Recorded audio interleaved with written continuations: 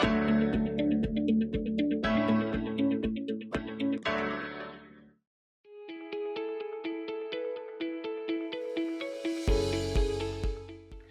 Dear students, welcome to another session of sound. आज हम बात करने वाले हैं रेवर्बरेशन की।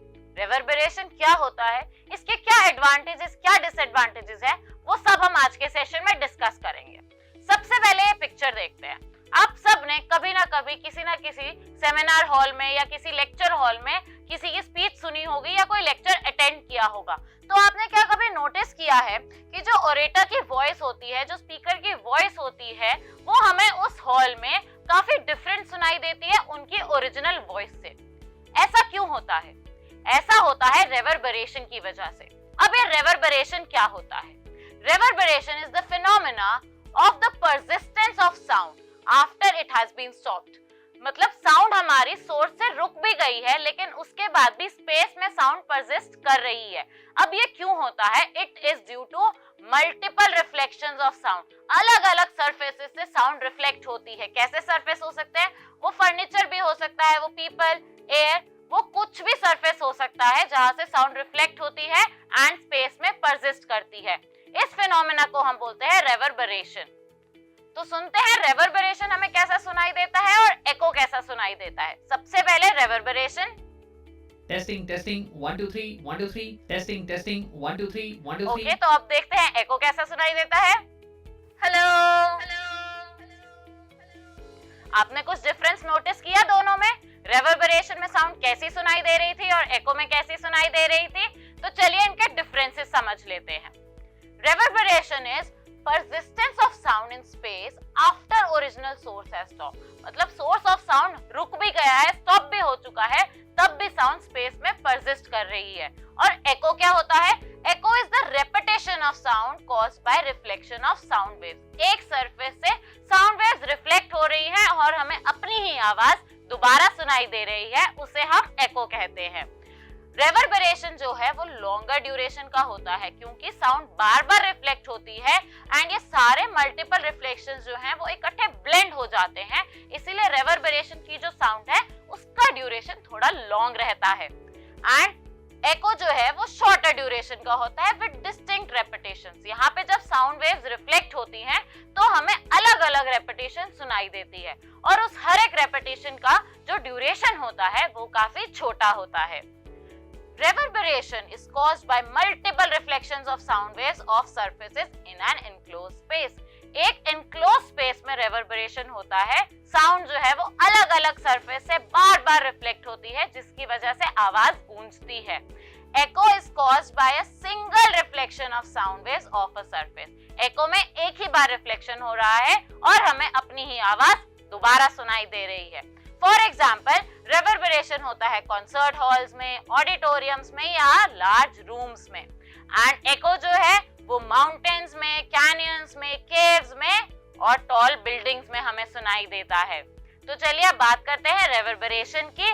रेवर्बरेशन के एडवांटेजेस क्या हैं? Reverberation work wonders for the musical symphonies and orchestra halls.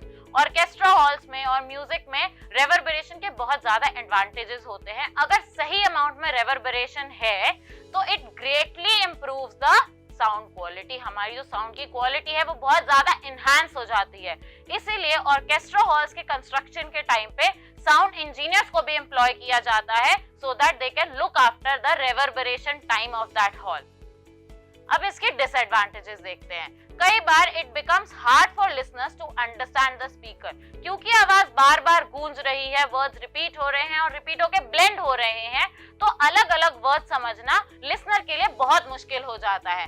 Because they hear both the direct sound and the sound bouncing. जो भी साउंड बाउंस हो रही है अलग अलग सरफेसेस से, वो भी उन्हें सुनाई देती है। So the words they become all mixed up and unclear। तो सारे वर्ड्स जो है वो जंबल हो जाते हैं, अनक्लियर सुनाई देते हैं, कुछ भी समझ नहीं आता है।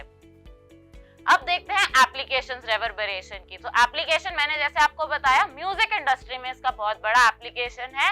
It is used in enhancing sound tracks and sound quality and it is also used in guitars, digital drums and other instruments. Instruments में भी रेवर्बरेशन जो है एक बहुत मेजर रोल प्ले करता है। अब रेवर्बरेशन को हम रिड्यूस कैसे करें, क्योंकि इसकी डिसएडवांटेजेस हैं, इसकी वजह से हमें कई बारी चीजें क्लियर सुनाई नहीं देती हैं, तो इसलिए रेवर्बरेशन को कंट्रोल करना, रिड्यूस करना बहुत जरूरी है। अब ये कैसे किया जाता है? Heavy curtains to doors and Windows can absorb the sound. तो ये जो बड़े बड़े हॉल्स होते हैं, ऑडिटोरियम्स होते हैं, वहां पे डोर्स और विंडोज पे हेवी कर्टन्स लगाए जाते हैं so that they can absorb the sound और वहां से साउंड ज्यादा रिफ्लेक्ट ना हो। Porous materials like mineral wool and fibre glass are used as absorbents. अलग अलग पोरस मटेरियल यूज होते हैं जो कि साउंड को एब्जॉर्ब करें। And also sound absorbent materials like fibre board, rough plaster and draperies are compressed materials. They are used to seal the roofs of the auditoriums. In auditoriums की जो roofs होती हैं वो भी specially built and designed होती हैं जहाँ पे sound absorbing materials का use किया जाता है। So I hope आप सबको reverberation समझ में आया है, because now it's time for your task and आज का task थोड़ा सा different है, तो देखते हैं आपको क्या करना है। So you have to explore reverberation in different spaces. अब आपको अलग अलग जगह पे रेवर्बरेशन को एक्सप्लोर करना है। इसके लिए आपको क्या क्या मटेरियल चाहिए? So you need a stopwatch और अ टाइमर। आप अपने फोन का टाइमर भी यूज कर सकते हैं। So you have to clap your hands या फिर कोई भी नॉइज मेकिंग आप इंस्ट्रूमेंट या ऑब्जेक्ट यूज कर सकते हैं। So you have to choose 3 different spaces to conduct your experiment. अब ये अलग अलग 3 स्पेसेस क्या हो सकते हैं? कोई रूम या क्लासरूम हो सकता है, कोई ऑडिटोरियम हो सकता है, and it can be an outdoor area as well.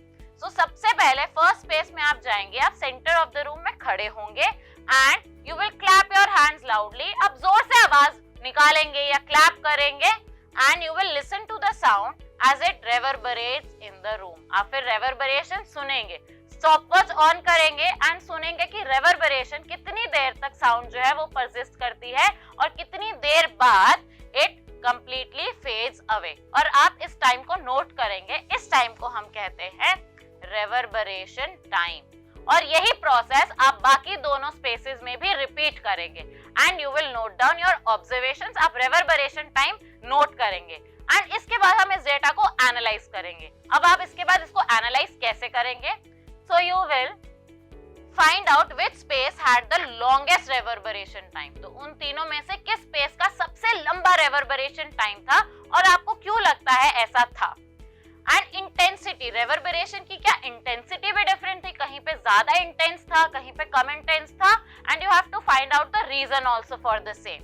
And you have to write a short report. It can be in the form of a PPT. You have to create a presentation summarising your findings. आपके जो भी observations थे, जो भी आपने conclusions निकाले, उन सबको आपको समराइज करके एक रिपोर्ट बनानी है। सो आई होप आप सबको रेवर्बरेशन समझ में आया होगा। Till then, thank you, keep learning.